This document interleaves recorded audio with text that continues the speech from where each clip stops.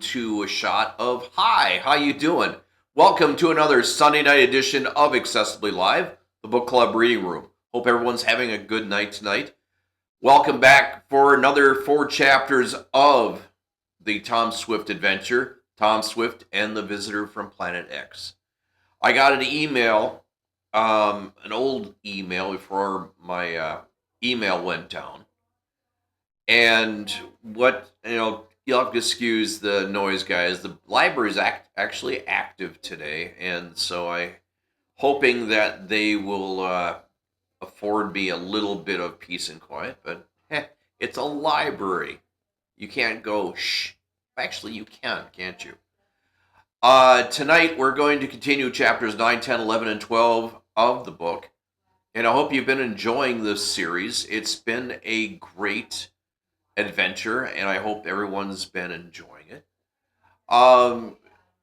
Just a reminder to everybody, if you get a chance, don't forget to please like and subscribe. It does help me out 110%.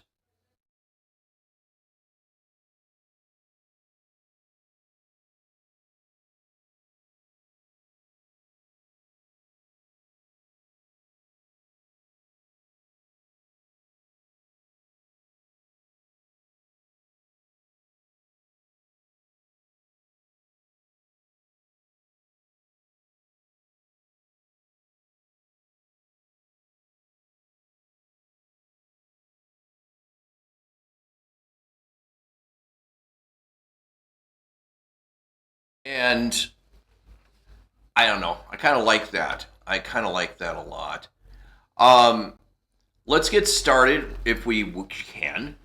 As I said, we are starting with chapter 9. As we were leaving off from chapter 8, there was an explosion at the radio that Tom Swift was using. Let's continue with chapter 9, The Cave Monster, here on Accessibly Live, the book club reading room. Chapter 9. Skipper! Bud cried anxiously as Tom staggered back, his hands in his face. I'm all right, no harm done, Tom assured his friend. Both boys were a bit shaken by the accident, nevertheless. Chow came rushing in as Bud was brushing the fragments of debris from Tom's clothes and examining the young inventor's face. Brand my flapjacks. What happened? Chow asked. The chef had been bringing a tray of fruit juice to the laboratory and heard the explosion outside. The radio set just blew up in my face, Tom explained. Fortunately, the equipment was transistorized mostly with printed circuits. Otherwise, he added, I might have had bad cuts if they were slivers of glass from exploding vacuum tubes. As it was, the young inventor had suffered only slight scratches and bruise on the temple from a piece of shattered housing. Bud swabbed Tom's injuries with antiseptic and the first aid cabinet while Chow poured out glasses of grape juice. What caused it, Tom? Bud asked as they paused to sip the fruit drink. Good question, Tom replied. Frankly, I don't know. But he was wondering if the set might have been sabotaged. Tom was eager to get in touch with his father and telephone the electronics department to bring a new set out to the laboratory. Chow just left as the new set arrived. Tom hooked it up quickly, donning a set of goggles, and tuned the space station's frequency. Then he picked up the microphone and stepped well back from the set, waving Bud out of range this time. Tom Swift calling outpost, come in, please. A moment later, another explosion. The new set had also blown up. Good night, Bud gasped in a stunned voice. Don't tell me that's just a coincidence. Tom shrugged. We can certainly rule out the possibility that anything was wrong with the radio itself. Every set is checked before it leaves the electronics department. So where does that leave us? Bud persisted. Tom shook his head worriedly as he took off the goggles. Both times it seemed to happen just as the reply was coming through from the space station. There is no possibility that their signal was too strong. In other words, that explosion was caused by overloading the receiving circuits. Are you implying that an enemy intercepted the message and sent some sort of raid that caused the sets to explode? Bud demanded. Tom's face showed clearly that Bud had pinpointed the suspicion in the young inventor's mind. Could be. Bud was worried about this latest development. Skipper, suppose I hop up to the space wheel and talk to your dad. He may be able to help us detect any enemy moves. Good idea, pal, Tom agreed. The sooner the better, I'd say. The boys exchanged a quick handshake and a good slap on the shoulder. Then Bud hurried out to one of the Enterprise's hangars to ready a helijet for flight to Fearing Island. This was the Swift's rocket base, just off the Atlantic coast. From there, Bud would board one of the regular cargo shuttle rockets operating between the space station and Fearing. Tom, meanwhile, plugged back into work of his shockwave deflector. At 10 the next morning, he called in Hank Sterling and showed him a set of completed drawings. Hank, did you get a fast job on the container for the brain? Tom replied apologetically. You'll have to have it ready to burn out a bearing on this one. Hank grinned. I'm geared to action. Say, what do we call it anyway? He asked. Tom grinned. Chow told me last night this gadget looked like a fire plug under a rose trellis, and I ought to call it Fire Plug Rose. But I've given it more dignified name, the Quakealizer, which stands for an underground quake wave deflector. Tom briefly explained the various parts to his latest invention, which consisted of a hydrant-sized cylinder to be inserted into the ground with magnetic coils near the top.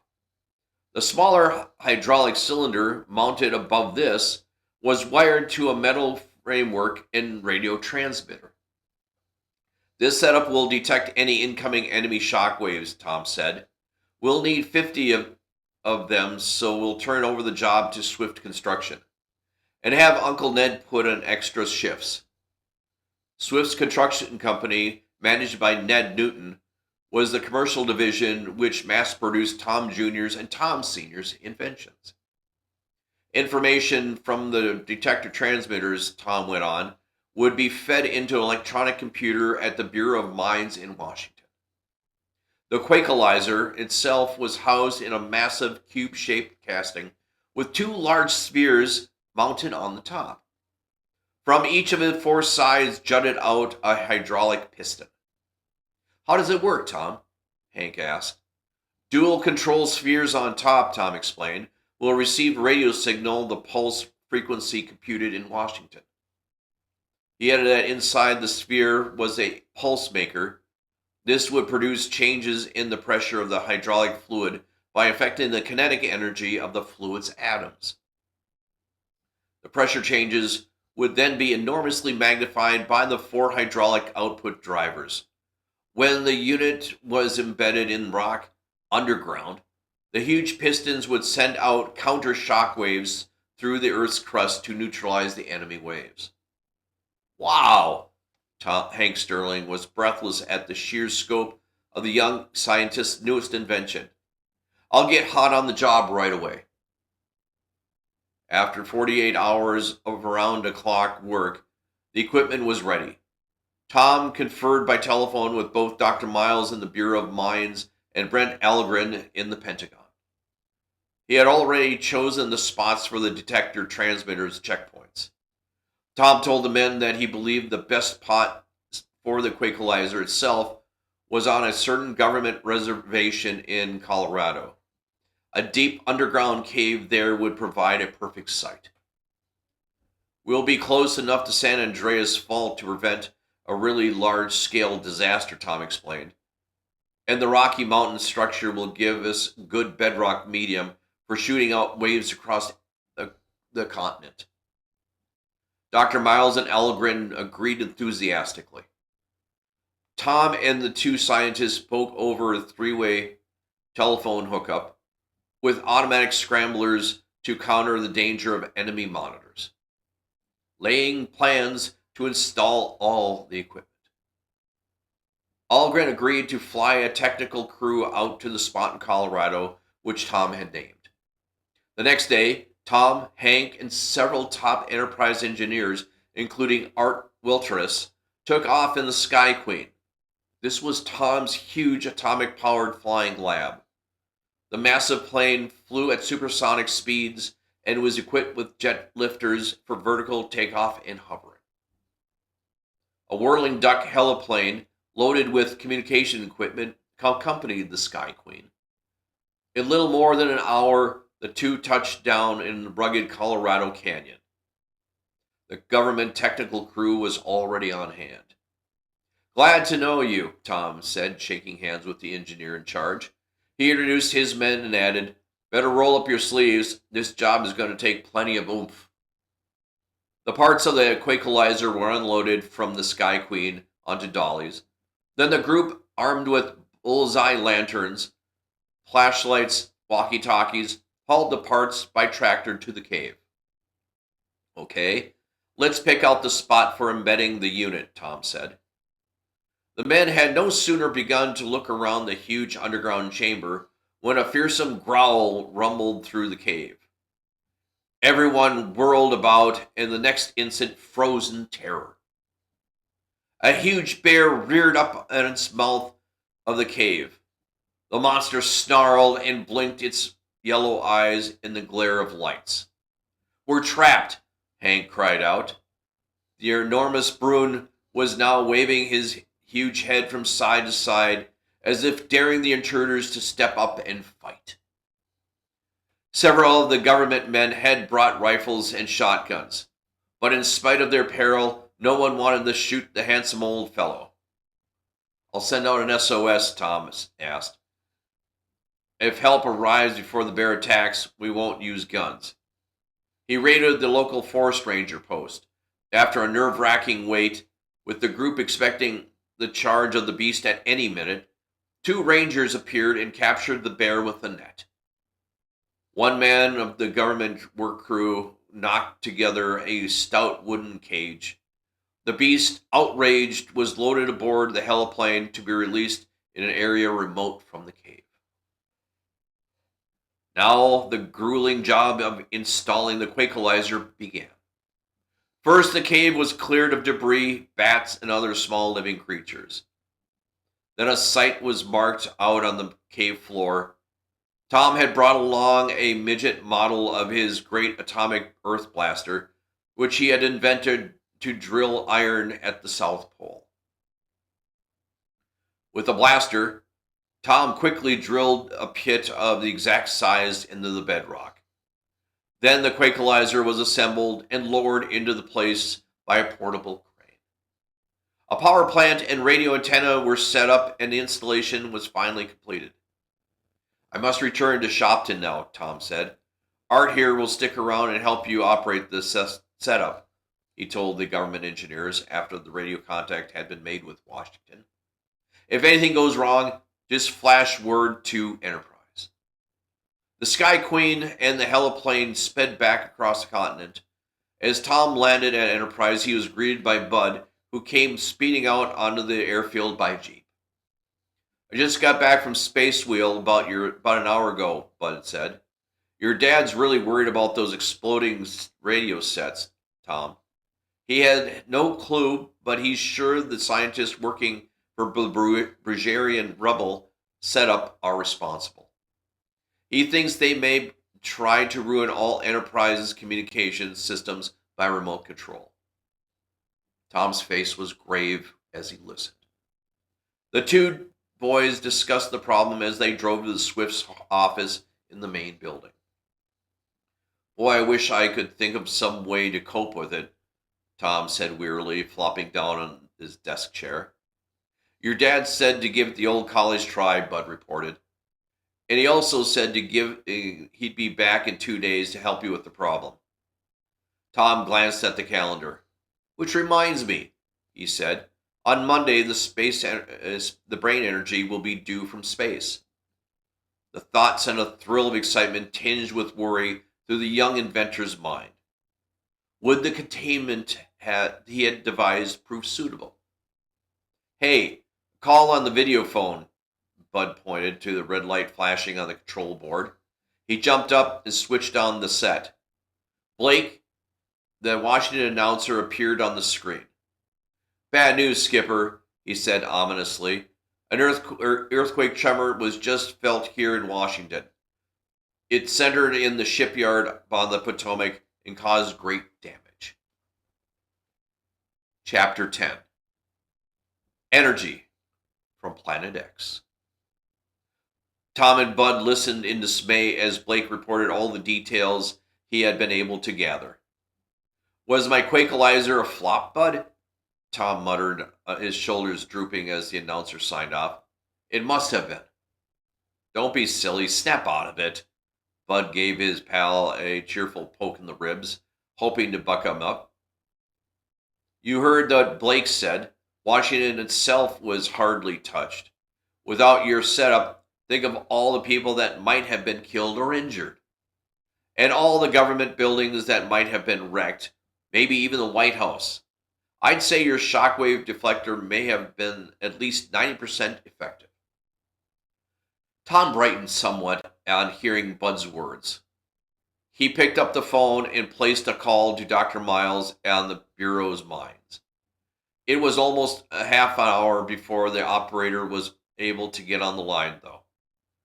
But Tom felt the suspense, even though it has been worthwhile, when Dr. Miles exclaimed, Tom, it's a miracle you completed the Quakelizer installation in time. In all probability, it saved us from major national disaster, perhaps worse than Pearl Harbor. Tom felt a glow of pride and relief. Thanks, sir. But what about the shipyard destruction? He added, not still entirely convinced. That was a bad break, Tom, Dr. Miles admitted. Our detectors show that the shock waves had been damped out when a sudden power failure occurred. It turned out that an overload had shorted the Quakelizer's power plant. The crew had it fixed within moments, but by the time the damage was done. Tom winced when he heard about the unfortunate accident, but was thankful the results had been no worse. Miles went on to say that he had just been conferring with Algren at the Pentagon. The Defense Department now feared the attempts might be made on other large cities and was therefore eager to have Tom deliver several quake deflectors as soon as possible. These would be installed at strategic points around the country. The government heads were so impressed with your invention, Tom, Dr. Miles added, that they'll probably be walking on the floor anxiously until the others arrive. Tom chuckled, then became serious. Tell them we'll get to work right away, he informed the seismologist. I'll have new Quakelizers ready as soon as possible. But you'd better warn your associates it's bound to take a few days. As soon as the conversation was completed, Tom dialed Ted Newton at the Swift Construction Company.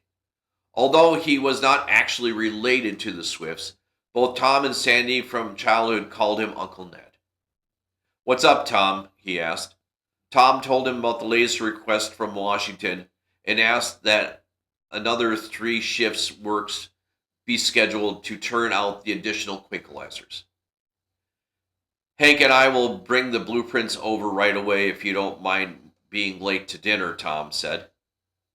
Ned Newton agreed willingly, only too happy to help cope with the quake menace. By 8 o'clock that evening, work on the project was proceeding at great speed. The Swift Construction Company continued humming with activity around the clock. The weekend was almost over by the time Mr. Swift had arrived from the space station. Tom flew to Fairing Island to greet him. On the short hop back to Enterprise, they discussed the radio problem. I think the solution is been staring us in the face, Dad, but we've been too worried to think about it, Tom said. Remember Li Ching's jamming wave generator? He referred to a device used recently by an old foe of Tom and his father, Mr. Swift. Mr. Swift's eyes lit up with a quick flash of understanding. Dad, you wrote a report on the generator for the government with a memo on possible ways to combat it, Tom went on. Maybe the same measure could work in this case. The Swifts had discovered that their enemy had been intercepting Tom's messages, thereby learning the frequency to which the Swift's receiver was tuned. They then radiated a signal with this frequency, modulated at the frequency which the local oscillator was set. This had caused the buildup of energy at the IF transformers, resulting in their explosion. Now, Mr. Swift said, "You're right, son. We'll insert a blocking filter on the RF stages. That should do the trick." Their minds relieved of this problem, the Swifts were eagerly looking forward to arriving of the space brain the next day. The scheduled time, if pinpointed at the exactly 2 weeks from the moment they had the first message received, would be half an hour before past noon. The spot, 2 miles from Enterprises, was on a lonely hillside. It was shaded by trees higher up the slope, with bushes and other wild-growing greenery softening its contours. Over the weekend, Tom had carpenters from Enterprises put up a small cabin at the foot. As 12:30 approached, Tom, Bud, Mr. Swift, Hank Sterling, Arv Hansen, and several other Swift technicians stood by the scene with the star-headed container. Chow had also begged to be on hand. "I just got to see this old think box come to life," he said. Eyes darted back and forth from the wristwatches to the sky as 0 moment ticked closer. Bud even began muttering a countdown. X minus 3, X minus 2, X minus 1. This is it. All eyes flashed skyward, but nothing happened. Not a speck showed in the blue, cloudless sky. The watchers glanced at one another uncertainly. More minutes went by. Soon it was 1:15, then 1:00. No mistake about the time, was there?" Arv asked. Mr. Swift shook his head. "Not if the code was translated correctly," he frowned. "It's true they spoke merely in terms of days, but their time references were usually very precise." The waiting group fidgeted and prowled back and forth to ease their tension. Feelings of suspense began changing into gloom after 2 more hours had passed, with no sign from the sky. Disappointed, but unable to wait any longer, the technical men went back to the plant, one by one. Hank Sterling, too, Arv Hansen, finally had to leave. "Sorry, Skipper," Hank muttered. "Ring us right away if it shows up." "Sure, Hank." As 6:00 went by, Chow tried to pep up his companion's drooling spirits with a simple but tasty supper, warmed up on an electronic hot plate in the cabin. "What do you think, Skipper? Are we out of luck?" Bud asked as they ate. "Our space friends haven't let us down yet," Tom replied. "I'm sure they wouldn't this time." Though they didn't say so aloud, Tom was worried that their Barusian enemies might have managed to divert and capture the energy. Mr. Swift seemed to read Tom's thoughts. "Let's hope no hitch had occurred," he answered quietly. The sun went down, twilight slowly deepened, the trees on the hillside faded from view as darkness gathered. "There it is!" Bud yelled suddenly. Electrified, the force sprang up in an instant. A speck of light was sailing across the sky, but their faces fell as it drew closer. Only an airplane, Bud grumbled. At 10 o'clock, Mr. Swift gave a weary yawn. The spirit is willing, but the flesh is weak, he confessed. I only got 2 hours of sleep on the space wheel, and apparently last night wasn't enough to catch up. Sorry, fellas. Why don't you go home, Dad? Hit the hay, Tom said sympathetically. Promising to take turns on watch if the vigil continued through the next day, Mr. Swift drove off in his car. Time dragged slowly as the three remaining watchers chatted and looked hopefully at the stars. Eventually, Chow propped himself against a tree and dropped off into sleep to the accompaniment of low, droning snores. Bud, too, began to drowse. It was long past midnight when Tom suddenly caught sight of a moving light in the sky. He stiffened, held his breath. Another false alarm? But no. A glowing, faintly bluish mass with a comet tail with luminous red-orange was slowly proceeding through the pattern of stars. Hey, fellas, wake up, Tom shouted. He sprang to his feet and unlatched a single point of the starhead. Within seconds, Bud and Chow were both wide awake, as excited as Tom. The blue nebulous mass moved closer and closer. The three watchers were speechless with awe. As the ball of energy descended towards them, it lit up the whole scene. The hillside looked almost like it was on fire. The earth vibrated, and the air had a sharp smell of ozone. This was followed by a frightening clatter and rumble. The force of the energy was sweeping down rocks and gravel and shrubbery in a hillside avalanche. Look out, Chow cried. We'll be pulverized in this rock stampede. He streaked over for cover as a boulder came plunging straight towards him. Hold fast, Bud, Tom cried. Nothing's headed our way. Steeling his nerves, he grabbed the waiting container and held on grimly. An instant later, the glowing mass sharpened and narrowed itself into a snake-like bolt of fire that arced across into the head of Tom's invention. Tom gave a yell of triumph and clamped the star point shut, then pushed a button to activate the self-sealing process. Chow peered out cautiously from behind a clump of rocks. The next second, he let out a Texas whoop, bound from the cover like an oversized gnome, and sent his 10-gallon hat sailing into the air. Yippee! Bud cheered too. The visitor from Planet X has arrived. In their excitement and relief, the three hugged each other and jumped for joy. Should we wake your dad and tell him the good news, or we should surprise until the morning?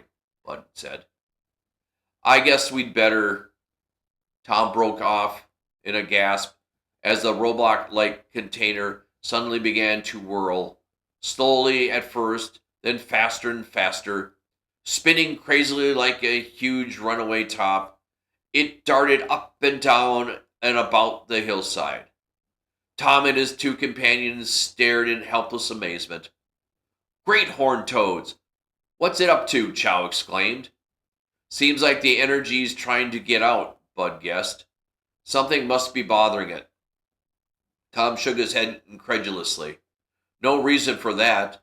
The container was absolutely empty. Chow suddenly gave a groan, slapped his forehead in dismay. Brand my Big Dipper, the old cook said. Maybe old Thinkbox had been loco, and it could have been my fault. Chapter 11. An electrical christening. What are you talking about, Chow? Tom asked as he turned towards the old Westerner in amazement. Chow related how he had dropped the bubble gum inside the robot's head. Did I ruin the critter? He asked fearfully. Tom was thoughtful for a moment, frowning as they watched old Thinkbox continue its gyrations. The figures seemed to be calming down somewhat, although Tom could not be sure of this. Suddenly his face brightened. A new thought had just struck the old young inventor. To Chow's amazement, Tom slapped the cook happily on the back. "I think you've done me a favor, Chow," he exclaimed. "I have?" The old Texan stared at his young boss, as if not sure or not to believe him. "How come?" "You saw how old Thinkbox reacted to the gum," Tom explained. "That shows the energy really is like a brain. It's responsive to sensitive to conditions of the environment, especially when coming up against something new and unexpected." "You mean they don't have bubblegum on Planet X?" Chow asked with a grin. Tom smiled as Bud said, "This means we should be able to communicate with it. And the brain will probably be able to communicate back to us," Tom went on excitedly. "We may even finally be able to learn about Planet X." As he spoke, old Thinkbox's whirling became slower and slower. Finally, it came to a rest close to the three humans. "What do you suppose happened to the gum?" Bud asked. "Did it chew it up?" "It's probably unchanged," Tom replied. "Our visitor is used to it now." Chow was still wide-eyed with awe. He stared at the strange creature as if expecting it to snap at him in revenge for the gum. "Don't worry, old-timer. Thinkbox won't bite," Bud teased. "With the gum spree, she's probably been initiated in our American tribal customs." The pilot grinned. "Hey, we haven't given him a proper name." "You're right." Tom looked at his pal with a chuckle. "Any ideas?" Let me see." Bud scowled and paced with his hands clasped behind his back. "Fire top. John Q. Pyro." "But it ain't on fire now," Chow pointed out. "Maybe not, but it sure blazed a trail getting here," Bud argued. Tom and Chow countered with several ideas of their own, but nothing seemed suitable until Bud suddenly stopped short and snapped his fingers. "I have it. He's a visitor from Planet X, so let's call him X-Men." Bud spelled it out. "Perfect." Tom was delighted, and Chow agreed that it seemed to be the right old moniker. The Texan insisted seriously that the creature was going to be named. They should have a proper christening. "Why not?" Tom agreed, as both boys broke into laughter. Bud also liked the idea. Chow had a troublesome afterthought. He shoved back his sombrero, squinted frowningly at the brain container, and scratched his bald head. "For boat christenings and statues and whatnot, you break bottles on them or cut ribbons or pull a sheet off them," the cook said. "But how in tarnation do you christen a buckaroo from space?" "Nothing to it, Chow," Tom assured him. "We'll do a job up nice and fancy with a display of electricity. But first, let's get X-Man over to the lab." The three loaded the energy container into the pickup truck, which had brought into the hillside spot. Tom drove back to the Enterprise, and they took X-Man into his private laboratory. Here, Tom attached an electrode to each side of the starhead. One electrode was safely grounded, the other connected to a Tesla coil. Then, with all the lights turned off in the laboratory, Tom threw a switch. Instantly, a dazzling arc of electricity sputtered through the darkness across the creature's head. The eerie display lit up the room with such impressive effort that both Chow and Bud felt their spines tingle. "I christen you X-Men," Tom intoned. For several moments, he allowed the fiery arc to continue playing above the starhead. Then he opened a power switch and turned the room's lights back on. "Wow, quite a ceremony," Bud murmured. "After a send-off like that, I'll be expecting the critter to do great things on his little old planet Earth," Chow declared fervently. "You could be right," Tom said. Worn out by the long wait from their visitor from Planet X and the excitement following their arrival, Chow finally went off to his quarters at Enterprise for a well earned sleep. Guess you and I had better get some shut eye, too, pal, Tom told Bud. And I think I won't tell Dad until morning. The two boys decided to bunk on the cots in the small apartment adjoining Tom's laboratory. X-Men, meanwhile, was left locked in the laboratory with a tiny nightlight showing on him. Just a little ray of energy to keep him company, Tom explained with a chuckle. Minutes later, the boys were sound asleep. For a while, all was silent. Then the apartment's telephone rang, shattering the stillness. Tom struggled to get out of the depths of sleep, got up, groped his way over to the wall phone. Tom Swift Jr. speaking. A familiar voice asked, "Did it come?" "Oh, hi, Dad," Tom replied, yawning. "Yes, X-Man arrived in fine shape. We put him to bed. I'll tell you about it in the morning." Sorry, guys. Okay, Tom. As Tom hung up, Bud roused and switched a lamp. He had awakened in time to catch only part of Tom's words. "Your father?" he asked. Tom nodded sleepily and was about to go back to bed. But Bud, still fascinated by the space visitor, decided to have a peek at X-Man. He got up, opened the door to the laboratory. A yell from him brought Tom rushing to his side. "Hey, it's gone!" The spot by the nightlight where it had left X-Men was now deserted. Tom found a wall switch and pressed it. As light from the overhead fluorescent tubes flooded the room, the boys gave laughing cries of relief. Old Thinkbox had merely moved itself to another corner of the room. "Guess he didn't like that little chum we left on for him," Bud said with a chuckle. "Let's leave him where he is," Tom agreed. The two boys went back to the adjoining apartment and were soon asleep again. Several hours later, they were rudely awakened by a loud crash of glass and a heavy thud. "Something happened to X-Men," Tom cried. With Bud on his heels, the young inventor dashed into the laboratory. Chapter 12. X-Men takes orders. A strange sight greeted Tom's and Bud's eyes. In the first rays of sunlight, the space robot was moving back and forth about the laboratory in wild zigzag darts and lunges. As he rolled towards a bench or another object, the brain energy seemed to send out invisible waves that knocked things over. Already the floor was strewn with toppled lab stools, books, broken test tubes.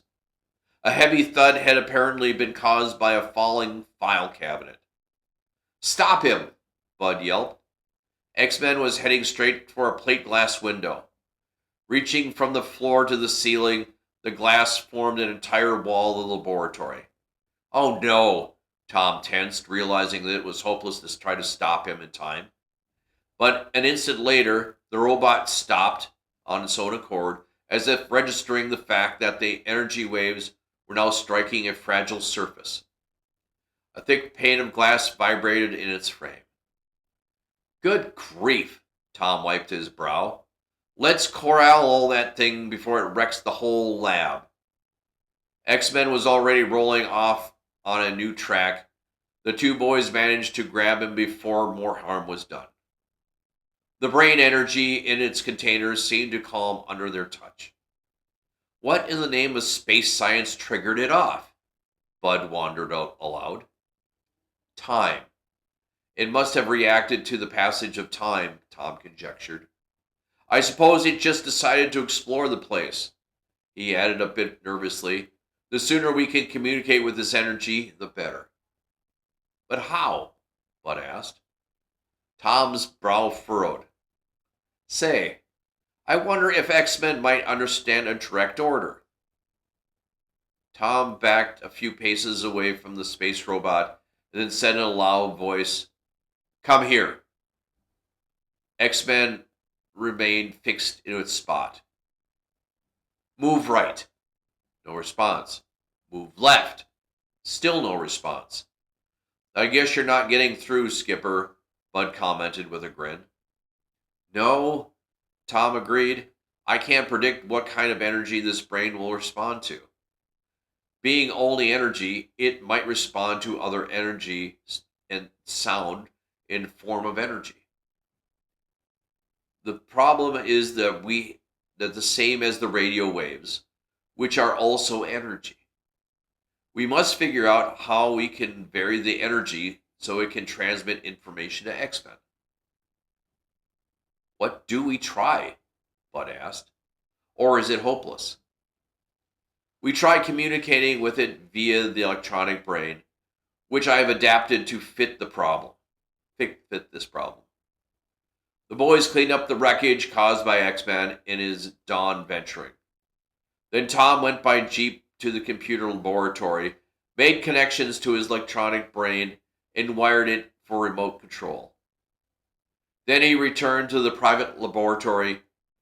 There, Bud watched as he hooked up the leads from the computer to a transmitting receiver decoder with a short-wave range antenna. "Speak, O Master," Bud said, imitating a squeaky robot voice. Sound off loud and clear." Tom grinned and tapped out a command on the keyboard. "Move backward." X-Men rolled backward. Bud gave a whoop of delight. Tom signaled, "Move forward." Obediently, X-Men rolled towards him. "Stop." X-Men stopped. "Hey, how about that?" Tom exclaimed happily. "It really savvies those electronic brain impulses." "And minds them, which is equally important," Tom said. A moment later, the brain's energy seemed to come impatient. It spurted off in its wheel container towards the laboratory workbench. Crash! A rack of test tubes went sailing into the floor with an explosion of tinkling glass. "Stop!" Tom signaled frantically. Again, X-Men obeyed the order. "It's like a mischievous kid," Bud said. Almost as if in defiance, X-Men scooted off in another direction. Then it stopped abruptly, swirled around, one of its antenna arms knocking a Bunsen burner to the floor as it did so. "Come here," Tom signaled. As the culprit approached, he added sternly, "Stop where you are, and stay there until you receive further orders." This time, X-Men stood patiently, awaiting the next signal. Bud got a brush and dustpan, and the boys cleaned up the broken test tubes and replaced the Bunsen burner on its shelf. Then Tom began feeding more complicated instructions to X-Men through the electronic brain. He guided him through a number of dance-like movements and other drills and got him to send out a wave of heat which the boys could feel instantly. Tom was even able to make the robot aim its wave energy so as to short-circuit a switch on an electrical control panel. Tom was both pleased and excited. "Bud," he exclaimed, the brain reacts as quickly as that of a highly intelligent being. Just imagine. Without any sort of decoding equipment, it can pick up and understand the radio signals I beamed out to it. What we need now," Tom went on, "is a simple language to get our ideas across to X-Men without having to use the electronic brain all the time. That means I have to find a way to give X-Men the senses as we humans have: smell, touch, sight, hearing, taste. Then it could receive the same reactions we do and talk directly to us." "Sounds like quite an order," Bud said wearily. "Speaking of which, how about us phoning Chow for an order of breakfast?" He did so, And a short time later, Chow wheeled a food cart into the laboratory. As he dished out man-sized helpings of ham and eggs, the cook kept a wary eye on X-Men. Tom was putting the robot through a few more lively maneuvers. A good mealed, calm old thinkbox, Chow observed grumpily. But what do you feed that it can kind of the contraption? Well, not gum, that's for sure, Bud teased. After tasting his first forkful of food, he gasped, and none of this ham. Jumping up from his lab stool, Bud began whirling, dancing around, and flapping his arms as if they were burning. Help! Help! He yelled. Chow's poisoned me, just like he did X-Men. Chow's leathery old face paled under the desert tan. Great snakes, Tom, the Texan gulped. Have I really pinned him? Maybe I should call Doc Simpson. Doc was the medic in charge of the Enterprise infirmary. Tom was unable to keep a straight face. Better call someone with a straitjacket or a butterfly net, he said, quaking with laughter. I'm afraid he's just pulling your leg, Chow. Chow's jaw clamped shut like a bear trap, and he glared at the pirouetting young flyer. Bud collapsed on his stool, doubled over with mirth. Sorry, old-timer, he gasped. I just couldn't resist. Okay, buddy boy, Chow said darkly, and maybe I won't be able to resist getting even one of these days. The cook stamped out of the laboratory in his high-heeled cowboy boots, a picture of outraged indignity. Better watch out, pal, Tom warned with a grin. Just remember, it's never smart to bite the hand that feeds you. I guess you're right, Bud agreed, wiping away the tears of laughter. I'll remember just about as long as Chow promises not to serve us any more armadillo soup or rattlesnake salad. Chow's fondness for experimenting with weird dishes was a standing joke around Enterprises. The boys ate their meal hungrily. As they were finishing, Tom glanced up at the big clock on the wall. It was well past 8 o'clock. Wonder why Dad hasn't come to the lab, he remarked. I better call and find out if he's all right. Tom picked up the telephone and asked the operator to direct line to the Swifts' home. His father answered. Morning, Dad, Tom greeted him. I thought after our call last night you'd be right over to see our new visitor. He's all ready.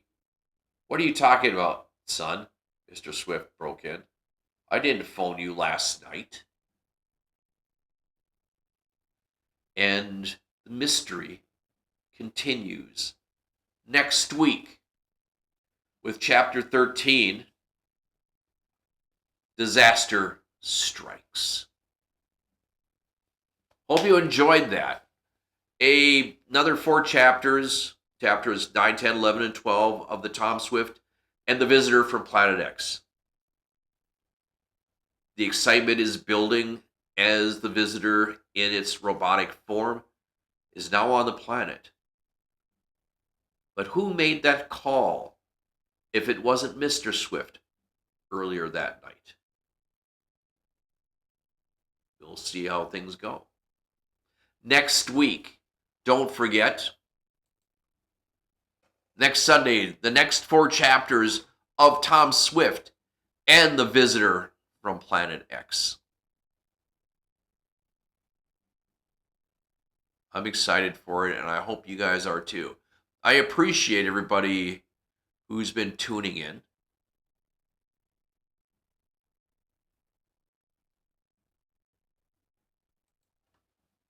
I am Joel K. This is Accessibly Live, the book club reading room, every single Sunday night live here on Twitch and YouTube. And I appreciate everybody who's been tuning in, watching, enjoying the book of the Tom Swift series. In a couple weeks, we have a surprise for you. We have another movie for the book club reading room, another public domain movie, and this one is a romantic comedy.